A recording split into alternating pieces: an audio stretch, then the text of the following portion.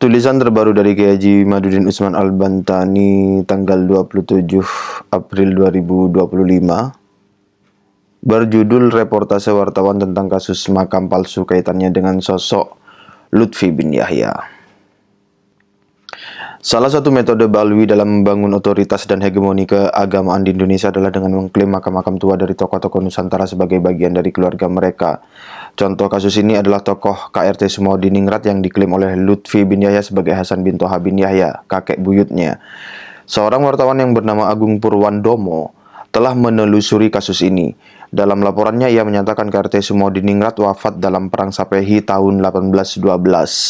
Ia bukan Habib dalam kurung tapi orang Jawa asli, dan makamnya ada di Yogyakarta.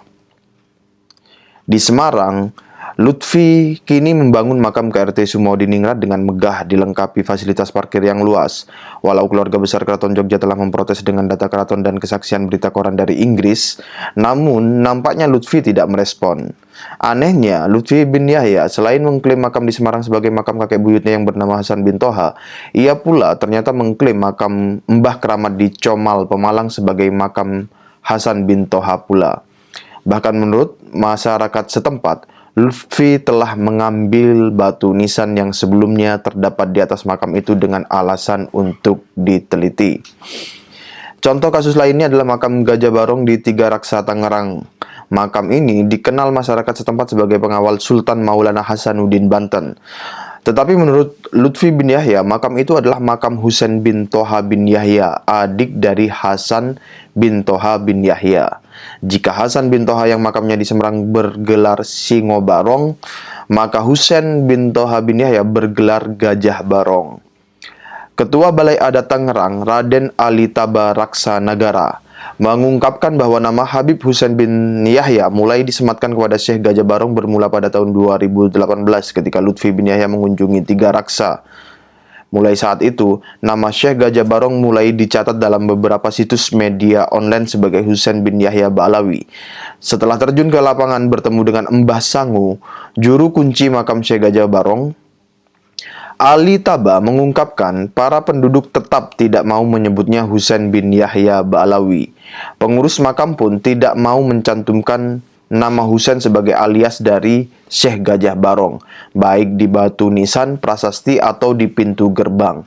Semuanya ditulis sesuai tradisi kesejarahan masyarakat Tiga Raksa, yaitu Syekh Gajah Barong. Menurut pengurus LTN NU Jepara, Murtado bin Hadi, sebagaimana dirilis oleh media online Suara NU Jepara, makam-makam lainnya yang dibalwirkan oleh Lutfi bin Yahya adalah makam Mbah Daeng di Krapyak, Jepara. Membangun makam yang disebut sebagai ulama masa lalu bisa dipetakan menjadi dua kategori. Kategori pertama untuk membangun citra pribadi pembuat, yang kedua untuk membangun citra klan Ba'alawi. Untuk kategori pertama, seperti laporan wartawan Imam Yuda Saputra dari Solo Pos. Dalam laporan itu, ia mengunjungi sebuah makam di Mateseh, Kota Semarang. Menurut juru kunci, Ahmad Susanto, makam itu makam Alwi bin Hasan bin Toha yang ditemukan tahun 2017 oleh cucunya, yaitu Lutfi bin Yahya. Selain membuat makam Alwi bin Hasan, Lutfi juga menemukan dan membangun makam leluhurnya yang lain, Toha bin Yahya, di Semarang. Tidak tanggung-tanggung, yang membiayainya adalah pemerintah kota Semarang. Wali kota Semarang, Hendrar Prihadi, mengaku sebelumnya makam ini tidak dikenal. Untuk link website yang semarangkota.go.id yang mengenai makam di Semarang dan wali kota Semarang ini sebelumnya ada, namun nampaknya sudah di take down atau entah bagaimana, saya tidak tahu. Tapi nanti coba saya minta tolong ke seorang teman untuk diambilkan datanya ya. Tanggal 15 Maret 2017 diresmikan makam seorang Ba'alawi bernama Ahmad bin Aqil Al-Munawar. Makam itu ditemukan oleh Lutfi bin Yahya tahun 2016. Disebutkan oleh Lutfi bahwa Ahmad bin Aqil Al-Munawar itu adalah guru dari Kiai Soleh Darat. Makam itu terletak di desa Jagalan, Kaliwungu, Kendal, Jawa Tengah. Makam itu sebelumnya tidak dikenal bahkan oleh masyarakat Jagalan sendiri. Menurut Ismail Fajri, ini Habib ya, Fajri Alatas, Ismail Fajri Alatas. Saya ulangi, menurut Ismail Fajri, Lutfi bin Yahya mengidentifikasi makam-makam kuno sebagai makam wali melalui mimpi dan visi spiritualnya telah berjalan lama.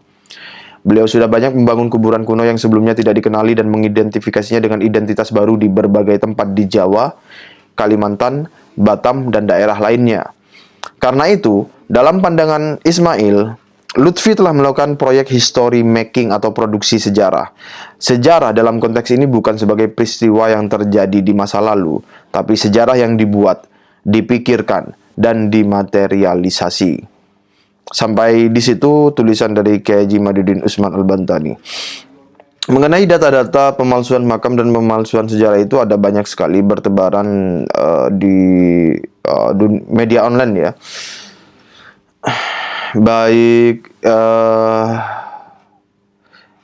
Baik yang dicatat oleh sumber internal ataupun yang dicatat oleh sumber eksternal. Maksud saya adalah kalau sumber internal itu adalah dari perspektif kita, itu kita yang mencatat. Misalnya seperti kasus Tiga Raksa itu kan bisa dikatakan sumber internal. Kemudian sumber eksternalnya itu contohnya dari Ismail Fajri Alatas dan Zuhairi Milal Bisawi kalau tidak salah, itu juga mencatat ada history making atau praktek pembuatan makam-makam atau penggantian identitas makam-makam kuno menjadi Ba'alawi. Itu data-datanya ada di dalam bentuk literatur, buku. Kemudian itu kalau dari perspektif kita ya. Kalau dari perspektif Ba'alawi juga begitu. Sumber internalnya ya data dari Ismail Fajri Alatas, kemudian buku Cahaya dari Nusantara, itu adalah sumber-sumber internal mereka. Sumber-sumber eksternalnya ya dari reportase-reportase wartawan itu, serta dari data-data yang kita catat, yang kita kumpulkan. Jadi kalau ada budak-budak yang yang mengatakan mana buktinya bahwa itu pemalsuan makam adalah kerjaan dari PWI-LS atau dari laskar-laskar terah Nusantara misalnya, itu ada banyak yang begitu masih. Ya tinggal aja diadu data aja. Diadu data serta dibuktikan secara empiris ke lapangan, dan itu banyak sekali sudah dilakukan pembongkaran-pembongkaran bersama aparat, serta di video juga kan ada video haul palsu Kartosumo Diningrat yang menyatakan Kartosumo Diningrat itu adalah Ba'alawi, itu juga masih ada di YouTube. Haul yang diselenggarakan oleh Habib Lutfi bin Yahya, dihadiri oleh para aparat pemerintah, misalnya dari pihak TNI, Polri, wali kota dan lain sebagainya, itu ada. Jadi saksi-saksi mata yang hidup itu masih ada sekarang kalau mau dibuktikan begitu. Kurang lebihnya begitu, nanti kita lanjutkan di video atau perbincangan berikutnya. Terima kasih. Assalamualaikum warahmatullahi wabarakatuh.